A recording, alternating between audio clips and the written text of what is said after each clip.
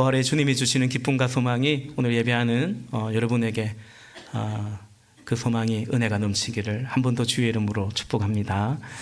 오늘 저는 성도의 믿음은 부활 신앙이다 라는 제목으로 말씀을 나누고자 합니다.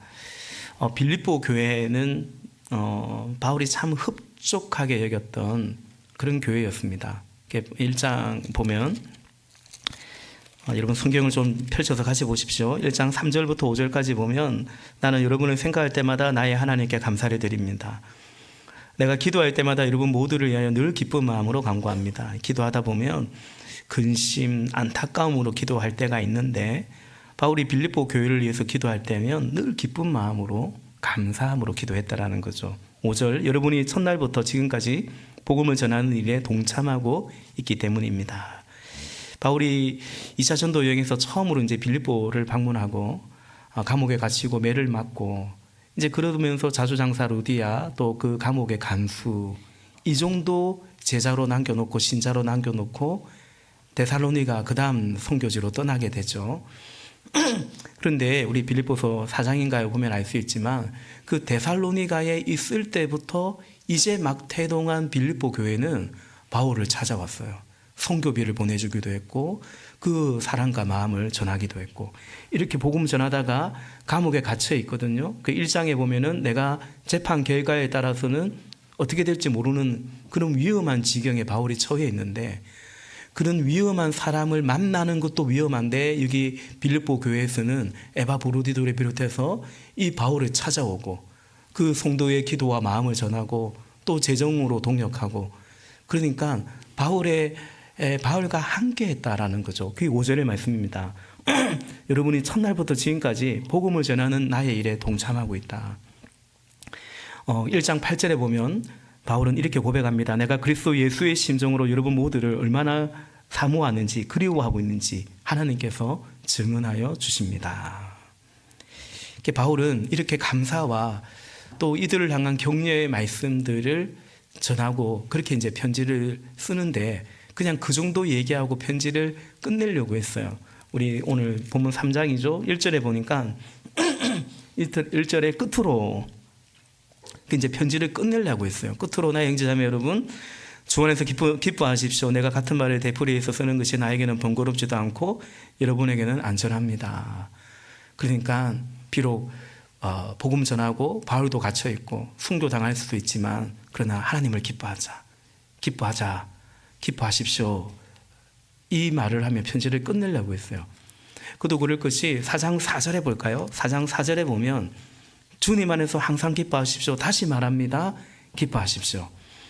편지를 끝내려고 했는데 4장 4절 이하부터는 이제 보통 편지를 끝낼 때 바울이 하는 인사와 축복과 또 감사의 말을 한 번 더 전하거든요. 근데 성령께서 인도하셨겠죠. 3장 2절부터 4장 3절까지 바울이 편지를 끝내려 하다가 이 말을 적었어요. 문제없는 교회는 없죠. 빌립보 교회는 아주 좋은 교회이고 훌륭한 교회였는데 그러나 그 교회 안에도 이 악한 일꾼들이 있었고요. 점점 이런 이 유대교에서 개종한 그리스도인들이 또 유대하주의라고 말하는 율법도 지켜야 된다. 할례도 받아야 된다. 거기까지는 괜찮은데 그래야만 구원을 받는다. 이 정도까지 나아가는 거예요. 바울은 그걸 용납할 수가 없는 건데 이제 그런 자들이 또 빌립보 교회 안에도 있었고 그런가 하면 4장 2절에 보면 나는 유오디아에게 권하고 순도교에게도 권면합니다. 주님 안에서 같은 마음을 품으십시오. 이 유오디아 순도교가 이 빌립보 교회 안에 있는 리더였어요. 두 분 다 자매님이었습니다. 이 빌립보 교회는 자주장사 루디아라는 그 사업가죠. 이 자매거든요. 여성 리더십이 빌립보 교회 안에는 이제 이렇게 세워져 있었는데 지금 자면 속상하죠. 우리 옆에 자고 있으면 좀 깨워주십시오. 지금 설교 시작한 지 얼마나 됐다고. 여러분 뭐 피곤하면 졸 수 있습니다. 근데 제가 왜 아냐면 제가 잘 졸기도 하고 제가 또 청년 때 예배드리고 자고 가면 어떨 때는 뭐 개운하다는 생각이 들기도 하지만 어떨 때는 굉장히 마음이 안 좋아요. 내가 그냥 집에서 잘 걸 뭐 이런 생각 들기도 하고 그러니까 가능하면 잠깐 졸다가도 다 깨면 됩니다. 좀 더 이따가 깨울 걸 그랬나 싶기도 하네요. 근데 이제 이 실명까지 결혼하면서 요디아에게 또 순도교에게 서로 이제 라이벌 의식이 많았던 것 같아요. 이 자매들이 그런 게 많아요. 자매들이. 그래서 같은 마음을 품으라고 그런 것 같아요. 3장 2절부터 4장 3절까지는 바울이 뭔가 웬만하면 이 교회에는 보통 바울의 편지는 다 책망하는 이야기가 많습니다. 문제가 있었기 때문에 편지를 썼기 때문이죠. 또 급한 마음으로 쓰다 보니까 막 책망하고 나무라고 결국은 모든 성경은 교훈과 책망과 바르게 하는 거죠. 책망이 목적이 아니고 바르게 해서 얘기를 가도록 하는 것인데 그러나 누구든지 사람 뭐라 하고 책망하고 그런 말 하기 사실은 싫잖아요. 그러다 보니까 바울도 좀 꺼렸던 것 같아요. 결국은 3장 2절부터 4장 3절까지 빌립보 교회 안에 있는 문제들 또 문제를 일으키는 사람들에 대해서 지적하고 호소하고 있음을 보게 됩니다. 그럼 빌립보 교회 안에 어떤 사람들이 문제를 일으키고 있었는가? 이게 이제 3장 3절에 보니까 3절 맨 끝에 보니까 참으로 할례받은 사람입니다. 이런 말이 있죠. 3장 3절 제일 끝에 보면 참으로 할례받은 사람이다. 참 신자가 있고요. 이해를 돕기 위해서 가짜 신자도 있다. 이제 그래서 바울은 빌립보 교회 안에 있는 이 가짜 신자들에 대해서 오늘 말하고 있어요. 왜냐하면 이들이 그냥 그들만 그런 게 아니고 점점 교회에 그런 영향을 끼치고 있었기 때문에 그렇습니다. 이들을 향한 바울의 감정은 뭐냐면 막 경노예요. 화가 나는 거죠. 동시에 안타까운 거예요. 그 연민의 마음도 있음을 봅니다. 우리 3장 2절을 보면 개들을 조심하십시오. 악한 일꾼들을 조심하십시오 말합니다. 이게 사람입니다. 개가 아니고 사람이거든요. 근데 이런 표현은 어떨지 모르겠지만 그 악한 일꾼들, 개 같은 사람들, 그들을 조심하라라는 말입니다. 악한 일꾼들. 그러니까 교회 밖에 있는 사람이 아닙니다. 교회 안에 있는 사람이고요. 심지어 일꾼이라고 할 만큼 깊이 관여되어 있는 사람들입니다.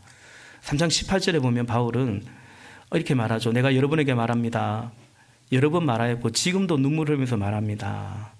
이들을 향한 또 연민의 마음이 있어서 눈물을 흘리며 말한다는 거죠. 그들이 18절에 보니까 그리스도의 십자가의 원수로 살아가는 사람. 근데 그런 사람들이 덜어 있습니다가 아니고 그런 사람들이 많이 있습니다. 라고 말하고 있죠. 왜냐하면 19절에 보니까 그들의 마지막은 멸망이다라는 거죠. 그러니까 같이 신앙생활을 하고 있는데 거듭나지 않은 사람들, 악한 일꾼이 되어 있는 자들, 그들이 십자가를 믿는다고 하지만 십자가의 원수처럼 행하고 있는 자들. 바울은 그들을 향해서 한편으로는 진노하고 있고 한편으로는 연민의 마음이 있는 거죠. 왜? 그들의 마지막이 멸망이기 때문이었습니다.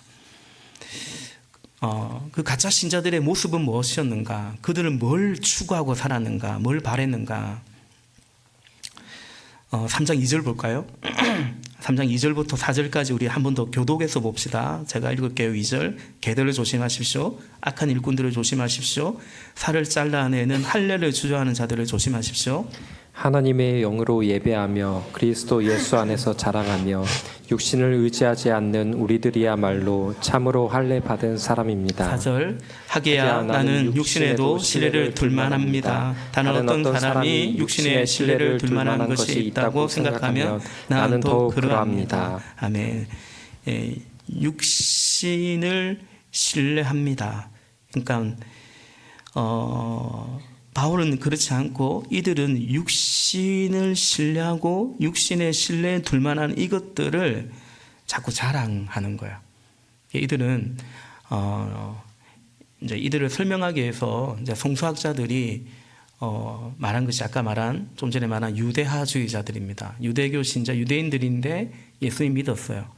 근데 이들이 계속 유대인들처럼 살아야 된다는 거예요. 이방인들도 같이 이제 주 안의 형제 자매인데 그들에게 당신들도 우리처럼 할례도 받아야 되고. 결국 그들이 주장 싶은 것은 뭐냐면 우리가 주 안의 형제 자매라고 아니야. 너와 나는 달라. 다르다는 것을 말하고 싶은 거죠. 나를 더 뽐내고 싶고 가시하고 싶고 이제 그런 마음이 있었다라는 거죠. 3절에서 바울은 하나님의 영으로 예배하고 그래서 예수 안에서 예수로 자랑하고 다른 자랑이 아닌 예수로 자랑하고 그리고 육신을 의지하지 않는 육체의 세상의 그런 것들을 의지하거나 자랑하지 않는 우리야말로 참 할례당이다, 참 신자다라는 말을 하고 있는 것입니다. 우리 새로운 삶이라는 성경 우리 상공부를 하면 견고한 진이라는 것을 다루게 됩니다. 바울이 고린도 후서에 견고한 진 이야기를 하거든요. 이게 이제 우리 안에 예수 믿지만 우리 안에 깊이 자리 잡은 또 그게 잘 숨어 있기 때문에 잘 발견하기 힘든 또 발견해도 끄집어내기가 어려운 이제 이런 것이 견고한 진인데 우리 일기 이기 하면서 나의 견고한 진은 무엇인가라는 것을 이제 가제도 하고 이제 하는데 우리는 아무래도 젊은 분들이 많아서 그런지 몰라도 우리 안에 있는 견고한 진은 뭐냐면 그 중에 제일 많은 것이 뭐냐면 인정받고자 하는 욕구다. 그래서 그러더라고요. 그러니까 그 안에 하나의 상처도 되어 있는 거죠. 마땅히 인정받기를 원하는데 인정받지 못한 거죠. 비교당하고 무시당하고 그러면서 내 안에 자존감이 낮아지고 열등감 같은 것이 있고 여전히 우리는 그런 뭡니까 그런 세상 속에 살아가다 보니 그런 싸움 속에 있는 것 같아요. 여러분 자랑 더 나아가 인정받고자 하는 거 이것은 우리 안에 견고하게 자리 잡고 있는 욕구 중에 하나입니다. 이들이 예수님 믿으면서도 왜 이렇게 할례를 주장하고 이러냐면 그냥 할례를 주장하는 것에 그치지 않고 자기를 가시하고 더 나아가 너와 내가 같지 않다, 난 다르다 이것을 말하고 싶었던 것입니다. 쉽게 말하면 이들은 여전히 세상 것들을 추구하고 있었다라는 거죠. 두 번째 빌보 교회 안에는 이런 가짜 신자들의 모습 이들이 바라는 것은 뭐냐면 우리 3장 19절 볼까요? 3장 19절 그들의 마지막은 멸망입니다. 그들은 배를 자기네의 하나님으로 삼고 자기네의 수치를 영광으로 삼고 땅의 것만을 생각합니다. 이들은 배를 하나님으로 삼는다. 이 배가 뭐냐면요, 저 바다 위에 물 위에 떠다니는 그 배 말고 우리가 먹는 사과 배 이 배 말고요. 우리 이 배, 이쪽 배, 요 배를 말합니다. 안 나왔으면 좋겠는데 자꾸 나오려고 하는 이 배 있잖아요. 이 배. 이건 성경에서 배는 이제 욕망을 상징하거든요. 자기 욕망을 하나님으로 삼고, 누가 자기 욕망을 하나님으로 삼겠어요? 쉽게 말하면 자신이 아직 자신이 여전히 하나님처럼 되어 있는 거죠. 주인 되어 있어서 내가 원하는 대로 살고자 하는, 내가 이루고 싶은 것을 이루고자 하는 바로 그것을 말하는 거죠. 그것을 배를 하나님으로 삼고 있다. 그리고 수치를 영광으로 삼고 있다. 이 완전히 대조되는 단어 아닙니까? 그죠? 수치를 영광으로 삼는 사람이 있겠습니까? 부끄러운 건 부끄럽게 여겨야 되죠. 무슨 말이냐면 이 둘의 분별이 없다라는 것입니다. 다시 말하면 진리가 그 안에 없다라는 거죠. 가끔 목회하다 보면 저분이 왜 저런 걸 자랑처럼 말하지? 저건 자랑이 아닌데. 그러니까 자랑 아닌데 자랑처럼 여기는 이유는 뭘까요? 그게 영광이라고 생각하기 때문에 자랑하는 거예요. 그러니까 아직 이 진리 안에서의 분별이 없는 거죠. 분별이 없는 거죠. 그리고 땅의 것만을 생각하더라. 그러니까 바울이 말하는 것은 이들은 그냥 땅의 사람이다. 이제 20절에 우리의 시민권은 하늘에 있는데 이들은 그냥 땅의 사람이다. 그 땅의 사람이죠. 종교적 신자를 말하고 한마디로 말하면 그냥 비신자라는 거죠. 예배당 안에 들어와 있지만 예수님을 주님으로 믿지 않는 그것을 말하고 있는 것입니다. 바울은 18절에서 이들이 그리스도의 십자가에 원수처럼 행한다. 십자가 은혜를 헛되게 한다라는 거죠. 믿는다고 고백하면서 세례도 받았으면서, 그리고 이들의 마지막은 멸망이라고 말하고 있는 것입니다. 지금 사도는 믿음에 관해서 말하고 있는 거죠. 행위가 아니라 믿음이에요. 그러니까 이들은 믿고 있는데 이렇게들 살고 있다고, 바울은 그게 아니라 이들이 이렇게 살고 있는 것은 믿지 않기 때문에, 예수님을 믿지 않기 때문에 라는 거죠. 여러분, 내가 바라는 것은 뭘까요? 여러분, 우리가 예수님 믿으면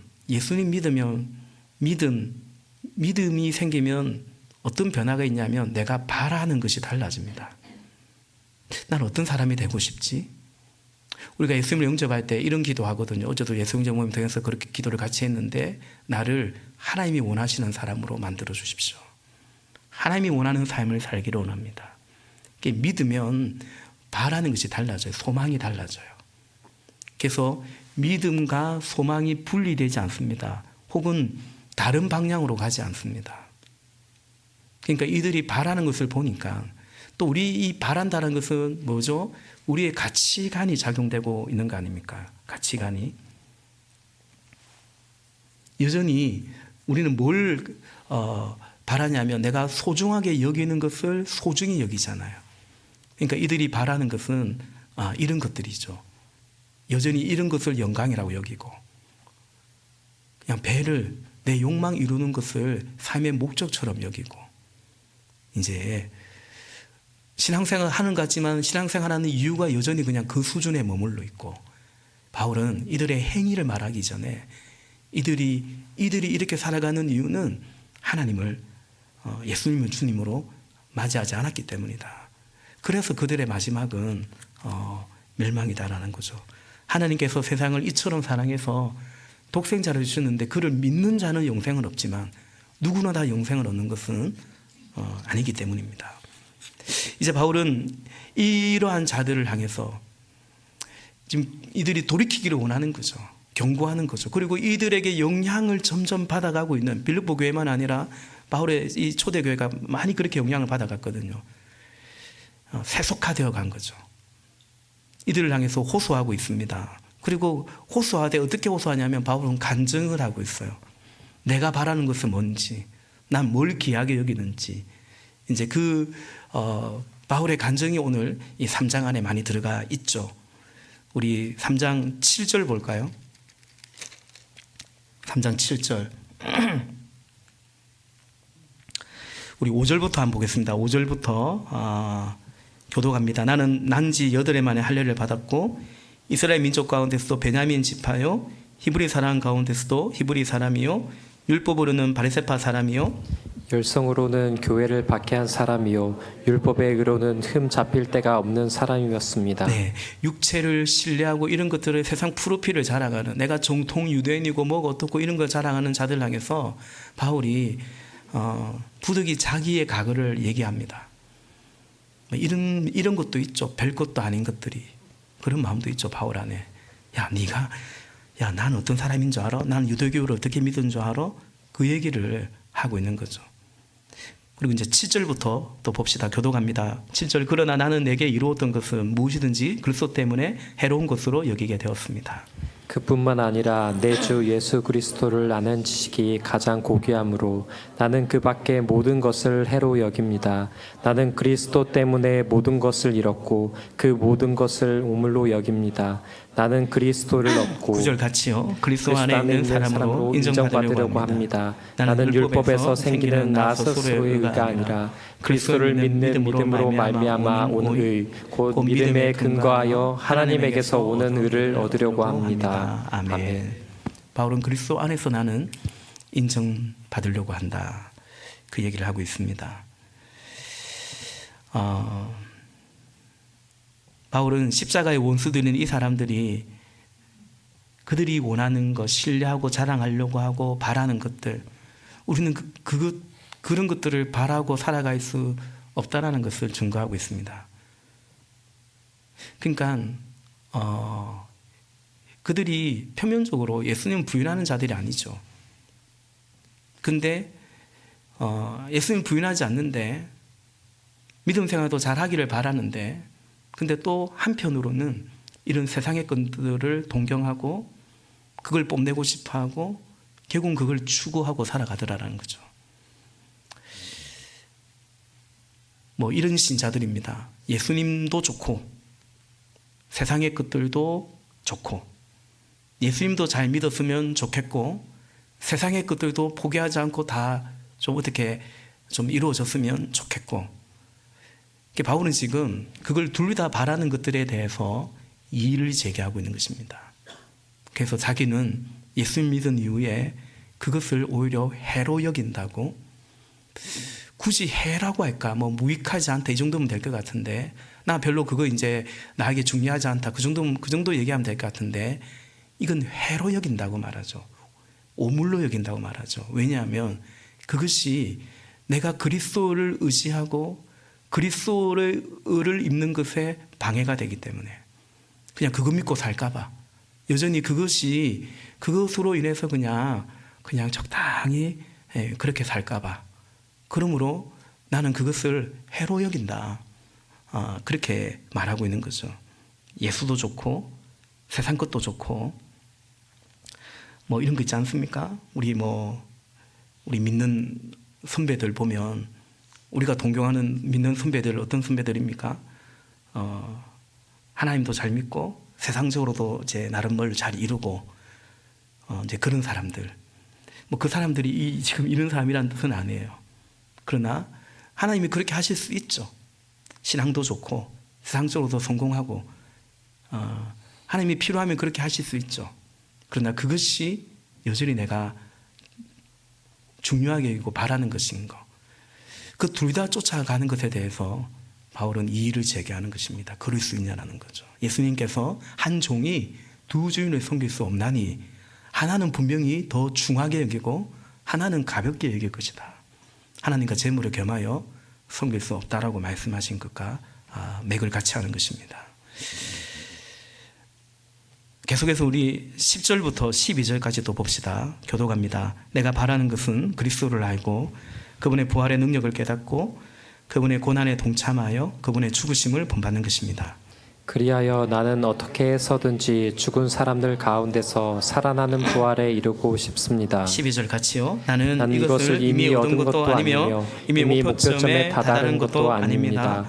그리스도 예수께서 나를 사로잡으셨으므로 나는 그것을 붙들려고 쫓아가고 있습니다. 아멘. 여기 10절에 내가 바라는 것은 이라고 나오죠. 우리가 바라는 것은, 이것은 뭐와 연관이 있다고 했습니까? 내가 믿는 것과 연관이 있습니다. 내가 예수님 믿는다 하면 내가 바라는 것은 동일하지 않습니다. 예수 믿기 전에 바라던 대로, 예수 믿은 이후에도 바라는 대로 살지 않는 것을 말하죠. 그러니까 이들이 바라는 것은 이런 것들, 이러한 것들이더라. 그러므로 그들은 하나님을 믿는 게 아니라는 거죠. 그러나 바울은 내가 예수님을 믿기 때문에 내가 바라는 것은 뭔가, 10절에 그리스도를 알고 그분의 부활의 능력을 깨닫고 그분의 고난에 동참하며 그분의 죽으심을 본받고, 그래야 어떻게 해서든지 죽은 사람들 가운데 살아나는 부활에 이르고 싶습니다. 이게 이제 말씀이죠, 말씀. 좀 추상적으로 들릴 수 있습니다. 바울은 뭘 말하냐면, 나는 뭘 바라냐면 예수님 더 알고 싶고 예수님과 함께 하고 싶고 지금 이 땅에서도 주님과 함께 하고 싶고 그리고 영원히 주님과 함께 하고 싶다. 그게 오매물망 내가 이제 바라는 거다라고 말하는 거죠. 그리고 12절에 보면 내가 바라는 그것을 대해서 목표점이라는 단어를 쓰죠. 이전 개혁 성경에는 표대라는 단어를 썼죠. 그게 나의 삶의 목표점이다. 우린 다 각자의 목표점을 두고 사실은 나아가는 거죠. 필요합니다. 바울이 말하는 목표점이 뭐냐면 12절 이하로 쭉 읽어보면 그리스도에게 이르는 거예요. 더 그리스도의 형상을 닮아가고 예수님의 성품과 예수님의 사역을 이루면서 마침내 그리스도의 부활에 참여하기를 원한다라는 거죠. 내 삶의 방향이고 내가 이루고자 하는 지점이다라는 것입니다. 여러분, 이런 게 뭘까요? 그를 더 알고 싶어요. 그와 함께 하고 싶어요. 특히 그가 어려울 때 힘들 때 내가 같이 있으면 좋겠어요. 고난에 동참하고 싶어요. 영원히 함께하고 싶어요. 우리는 그런 대상을 이렇게 생각한다는 것은 그게 뭐냐면 사랑이죠. 그게. 그 사랑하면 더 알고 싶고요. 함께하고 싶고요. 특히 그가 어려울 때 힘들 때 그의 곁에 내가 있고 싶고요. 헤어지기 싫고 영원히 함께하고 싶은 거죠. 그게 뭐냐면 그게 사랑입니다. 그래서 예수님 믿을 때 믿음은 내가 바라는 것, 소망의 변화가 일어나고 결국 그 안에 핵심은 사랑이죠. 여러분 믿음, 소망, 사랑 이 세 가지는 같이 있는데 그 중에 제일은 사랑인 이유가 뭐냐면 그는 하나님 나라가 완성되면 더 이상 우리에게 믿음은 필요하지 않습니다. 믿음은 바라는 것들의 실상이고 보지 않는 것들의 증거인데 얼굴과 얼굴을 맞대어 볼 거 아닙니까? 그죠? 내 사모하는 주님 함께 할 거 아닙니까? 믿음이 필요 없습니다. 그러니까 지금 여러분 제가 여기 있는 거 믿으십니까? 그 말이 안 되는 거거든요. 그걸 뭐 믿고 말고 할 게 뭐 있어요? 같이 있는데. 다음 주에 제가 여기 있을 걸 믿습니까? 거기는 조금 믿음이 필요해요. 근데 별 큰 믿음이 필요하진 않죠. 그죠? 이미 경험치가 많으니까 다음 주에도 오겠지. 근데 제가 우리 성도들을 볼 때는 그런 믿음이 약한 분들이 있거든요. 저 사람 다음 주에는 올라나? 오늘 왔네. 다음 주에는 또 올라나? 그렇죠? 그런 믿음이 필요합니다. 그렇죠? 그게 소망이죠. 그 소망도 이제 더 이상 필요하지 않죠. 왜? 영원히 주님과 함께 거하는 그 하나님 나라의 완성이 소망이었는데 부활에 이르는 그게 소망이었는데 이루어졌으니까요. 그래서 사랑만 영원한 거예요. 그 사랑하는 주님과 영원히 함께하는 거죠. 이런 부활신앙은 예수님을 사랑하는 신앙이에요. 그러니까 여러분 안에 예수님 별로 사랑하지 않으면 아마 부활신앙이 옅을 거예요. 천국에 대한 동경도 희미할 거예요. 별로 고대하지 않을 수 있어요. 그래서 믿음, 소망, 사랑은 결을 같이 해가는 것을 봅니다. 정리하면 가짜 신자들이 바라는 것은 그가 사랑하는 것, 세상 것, 또 그렇게 된 자기 자신. 가짜 신자들은 그런 나를 사랑하고 있죠, 여전히. 그러나 바울이 그리고 참 성도가 바라는 것은 그가 사랑하는 것은 이제 주님이죠. 그리고 우리는 사실은 내가 사랑하는 것을 위해서 내가 사랑하는 것을 바라고 사랑하는 자가 어떤 것이 사랑하는 자와의 관계 속에 바라는 것이 많거든요. 내 자식이 내가 사랑하니까 내 자식이 이렇게 되면 좋겠고 우리 가정이 이렇게 되면 좋겠고 당연하죠. 우리가 사랑하기 때문에 바라는 거죠. 그렇다면 주님과의 관계는 어떤가? 오늘 바울은 그걸 말하고 있습니다. 결론적으로 성도의 믿음은 부활신앙인 것 같아요. 부활신앙입니다. 이것이 참 믿음과 참 신자의 표징이요 표제라고 말하고 있습니다. 우리 3장 20절 읽었지만 한 번 더 보십시다. 같이 읽습니다. 3장 20절. 그러나 우리의 시민권은 하늘에 있습니다. 그곳으로부터 우리는 구주로 오실 주 예수 그리스도를 기다리고 있습니다. 아멘. 시민권이 하늘에 있어요. 우리는 어디에 살고 있느냐보다 어떤 시민권을 가지고 있느냐에 따라 살아가거든요. 그러니까 만약에 내가 미국에 살고 있는데 나는 대한민국 시민권자예요. 그러면요, 미국에 사는데 마냥 좋지 않아요. 불편한 게 많습니다. 시민권이 없으면, 그죠? 계속 그것도 갱신해야 되고, 갱신할 때마다 뭘 증명해야 되고, 저는 가끔씩 외국에 나갔다가 들어올 때 영어를 참 못하는 저희 입장에서는 공항에 긴장될 때가 있잖아요. 다른 나라 입국할 때. 그러나 우리나라 들어올 때는 너무 편해요.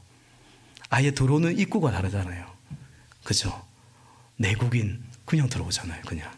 그냥 들어오잖아요. 그러니까 우리는 우리의 시민권이 하늘에 있으면 이 땅에서 그리스도 안에 살면 좀 불편합니다. 말도 잘 안 통하고요. 그러니까 우리 안 믿는 사람들하고 말이 잘 안 통해요. 어떤 면에서는 안 통하죠. 예, 그러니까 우리는 외국에서 같은 동포 만나면 참 반갑잖아요. 형제 자매가 그래서 반가운 거예요. 우리는 우리 할 말이 있잖아요. 말이 통하잖아요. 기도할 수 있잖아요. 위로할 수 있잖아요. 우리 시민권은 하늘에 있고 돌아가는 거죠. 우리는 돌아갈 곳이 없이 떠돌아다니는 그런 방랑자가 아니고 돌아갈 본국이 있는 순례자의 길을, 여행자의 삶을 살아가고 있는 것입니다. 그리고 예수님을 기다리는 그 재림신앙 속에 살아가는 거죠. 이 땅에서 하늘나라 또 예수님이 온다는 그 소망이 오늘 내 삶을 많이 이제 지배하는 거죠. 내가 부활할 거다. 예수님처럼, 그러니까 소생이 아니죠. 부활한 사람은 예수님밖에 없잖아요. 부활하신 분은. 예수님이 나사로를 다시 살렸어요. 야이로의 딸을 다시 살렸어요. 나인성 가부의 아들을 다시 살렸어요. 그들은 부활한 게 아닙니다. 소생했습니다. 다시 죽었습니다. 예수님은 그 사망 것을 깨뜨리고 부활하시고 하늘에 승천하시고 하나님 보좌 우편에 계시다가 사도신경의 고백처럼 거기로부터 산자와 죽은 자를 심판하러 오시는 것입니다. 우린 그 날을 고대하며 살아가죠.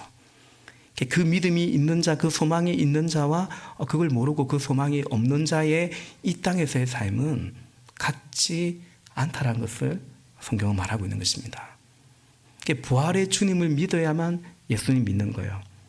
그래서 바울은 로마서 10장에서 마음으로 믿고 입으로 시인하여 구원에 이르는데 예수께서 부활하신 것을 믿을 때, 그 부활의 주님을 나의 주님으로 믿을 때 그가 이제 예수님을 구주로 영접한 거다. 그렇게 말하고 있죠. 우리 생명의 삶에서 배우듯이 그렇습니다. 성도의 믿음은 부활신앙입니다. 그냥 십자가 지고 주님 죽으셨지, 감동적이야, 그분이 죄 없는 그분이 죽으셨어, 그 십자가의 주님을 믿는 믿음에서 멈춰 있으면 안 됩니다. 그런 사람들은, 제가 종종 말씀드리는데, 그런 사람들은 한계가 있습니다. 한계가 있습니다. 또 어둡습니다. 그는 나를 위해 죽은데 나는 왜 죽지 못할까 막 이러면서 늘 신앙생활이 의무감에 차 있고 좀 어둡습니다. 그러나 부활 신앙을 가진 자는 이 땅에서 십자가 지고 주를 따르되 그 하늘의 상에 대한 기대감이 있는 거죠. 나 지금 손해보는, 한마디로 나 손해보는 장사 아니야, 이거 헛된 질 아니야 말하죠. 그래서 반대로 말하면 고린도전서 15장에서 사도 바울은 부활이 없다면 우리는 제일 불쌍한 자라고 그렇게 말하는 거죠. 사랑하신 여러분, 부활이 없다면 우리는 가장 불쌍한 자입니다. 그렇게 살아야 됩니다. 왜 저렇게 살지? 좀 딱하네. 그러나 부활이 있기 때문에 딱한 것이 아닙니다. 3장 21절 또 같이 보겠습니다. 21절 시작. 그분은 만물을 복종시킬 수 있는 권능으로 우리의 비천한 몸을 변화시키셔서 자기의 영광스러운 몸과 같은 모습이 되게 하실 것입니다. 아멘. 여기 보면 비천한이라는 단어가 나오고 영광이라는 또 표현이 나옵니다. 우리가 이 땅에서 어떤 의미에서 비천하게 보일 수 있습니다. 그러나 우리는 그래서 내가 비천한 것이 아니고 우리는 주님의 그 영광 안에서 로마서 5장에 있는 말씀처럼 그 영광 안에 살아가고 그 영광의 주님이 오실 때 우리를 그분처럼 영광스럽게 변화시키실 것이다 라는 소망 속에 살아갑니다. 그래서 우리는 부끄러워하지 않습니다. 영광을 알고 소망하기 때문에 이 땅에 혹당에 비천한 몸, 바울은 지금 자신의 처지가 그러하죠. 그걸 부끄러워하지 않는다라는 거죠. 그 복음을 믿는 나를, 그러다가 고난도 겪는 나를 부끄러워하지 말라고 말하고 있는 것이죠. 오히려 복음과 함께 고난을 받으라고 말하는 것입니다. 로마서 1장 16절에 내가 복음을 부끄러워하지 아니하느니 이 복음은 모든 믿는 자에게 구원을 주는 하나님의 능력이다. 복음에는 하나님의 의가 나타나서 믿음으로 믿음에 이르게 한다. 모든 자를 구원하시는, 첫째는 유대인이고요, 그리고 이방 사람 모든 사람을 구원하는 능력이 복음인데 그 복음을 어찌 부끄러워하랴. 바울이 마지막 유언같이 적은 편지가 디모데 후서거든요. 사랑하는 영적 아들 디모데에게 보낸 그 디모데 후서 1장 8절에서 바울은 너는 내가 우리 주를 증언하고 또 주를 위하여 갇힌 자 된 나를 부끄러워하지 말고, 사실은 이제 곧 순교하게 될 나를 부끄러워하지 말고 오직 하나님의 능력을 따라 복음과 함께 너도 고난을 받으라 말하고 있는 거죠. 뭐가 영광이고 뭐가 비천한 것인가 라는 것이죠. 3장 17절 보겠습니다. 3장 17절을 보면 형제자매 여러분, 다 함께 나를 본보기로 본받으십시오. 다 함께 나를 본받으십시오. 너희는 나를 본받으라 라고 말하죠. 복음 전하고 복음 전하다가 고난도 겪는, 그러나 주님의 십자가에 함께하고 그 부활의 날에도 함께하기를 바라는 그런 나를 본받으라, 이렇게 말하는 것입니다. 그런 생각해 봅니다, 여러분. 우리가 정말 내가 사랑하는 그 누군가에게, 부모라면 자녀에게 이런 고백할 수 있다면 결코 비천한 삶이 아니죠. 영광된 삶이죠. 너는 나를 본받기를 원한다. 비록 아버지가 그렇게 대단한 것도 없고 세상에 내세울 것도 없지만, 그러나 나 주님 사랑하고, 부족하지만, 여전히 부족하지만 주님 말씀 사랑하고 주님 뜻 이루려고 몸부림치고 그렇게 복음 전하다가, 말씀 전하다가 그러다가 주님이 긍휼히 여기셔서 예수 안에서 이제 천국으로 인도하겠죠. 너도 그렇게 살면 좋겠다. 그것이 꼭 목회자에도 듣는 간에 그렇게 살면 좋겠다. 제가 우리 교회 가정교회 출신 청년들이 좀 있거든요. 유감스럽게도 목자를 거의 안 해요. 더 유감스러운 것은 목자인 부모가 그 자녀에게 목자라고 권하진 않아요. 저는 이게 제 고민의 지점이기도 합니다. 우리 교회도 시간이 지나면 그럴 수 있죠. 물론 그 어떤 부모가 자녀에게, 우리 5월달에 이제 가정의 달도 맞이하는데, 당당하고 자랑스럽게 아비처럼 살아라, 엄마처럼 살아라, 어찌 말할 수 있겠습니까마는, 그러나 그런 내가 아니라 예수님의 은혜 안에 있는 우리가 그렇다면 그건 결코 비천한 삶이 아니죠. 영광스러운 거죠. 바울은 나를 따라 나와 함께 내가 그리 살았던 것처럼 너도 복음을 부끄러워하지 말고 복음과 함께 고난을 받으라고, 그런 나를, 나이가 아니라 예수를 믿고 예수를 따르고자 몸부림치는 이로땀도 아니고 내가 뭘 했다는 것도 아니고, 그러나 그 목표점을 향해서 나아가는 그런 나를 본받으라고 말하고 있는 거죠. 부활의 주님을 사랑하는 자는 그래서 그로 인한 사랑과 영광을 이루고 살아갑니다. 우리 마지막 4장 1절 한 번 더 읽겠습니다. 4장 1절 시작. 사랑하고 사모하는 나의 형제자매 여러분, 나의 기쁨이요 나의 멸류관인 사랑하는 여러분, 이와 같이 주님 안에 굳건히 서 계십시오. 아멘. 사랑하는 형제자매 여러분, 진짜 사랑하기도 하고요, 또 한편으로는 내가 사랑하는 예수님 때문에 사랑하는 형제자매 여러분인 거죠. 제가 종종, 제가 그래도 어느 지체한테, 그 목자는 아닌데 그 지체한테 니네 목은 좀 챙겨라, 목은. 그 주일날 밥 먹을 때 같이 좀 먹고, 종종 그런 얘기를 하거든요. 근데 그 지체가 이런 얘기를 해요. 목사님, 저하고 잘 안 맞아요. 저하고 잘 안 맞대요. 제가 뭐라고 했냐면, 예수님 사랑하잖아. 사랑한대요. 그러면 너하고 안 맞고를 떠나서 하나님이 붙여준 영혼이고 목장 식구니까, 그리고 그 지체는 아직까지 믿음이 너무 어리니까, 어린아이니까 돌봄이 필요하거든요. 그러니까 그 사람하고 너하고 잘 맞아서가 아니라, 네가 그 사람을 좋아해서가 아니라, 네가 예수님 믿고 예수님 사랑하고 그 부활의 주님을 믿는다면, 그래서 그 영혼을 섬겨야 되지 않겠냐고, 그 목혼을 좀 챙겨야 되지 않겠냐고. 그랬더니 그렇게 하겠다고, 목사님 죄송하다고, 그 생각을 또 놓친 것 같다고. 그럴 수 있죠. 예, 또 그럴 만한 지체라서 제가 건면하기도 했습니다. 여러분, 그렇습니다. 바울이 내 사랑하는 형제자매 여러분이라고 말하는 것은 마음에 들어서 나한테 잘 맞아서 꼭 그런 게 아니에요. 예수님을 사랑하기 때문에 그분의 소원이 나를 살리듯이 저 멸망길 가는 그 영혼을 살리기를 원하니까. 그래서 예수님 믿고 사랑하기 때문에 우리는 내가 사랑하는 사랑과 내가 이루고자 하는 영광이 달라지고 그렇게 살아가는 거죠. 부활의 주님을 사랑한 자는 그로 인한 사랑과 영광을 이루고 살아가고요.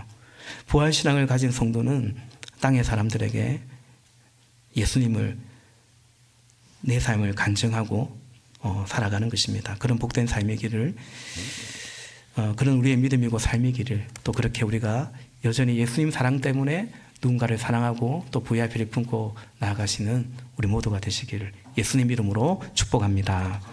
이 시간 우리 침묵하며 잠깐 기도하겠습니다. 주님.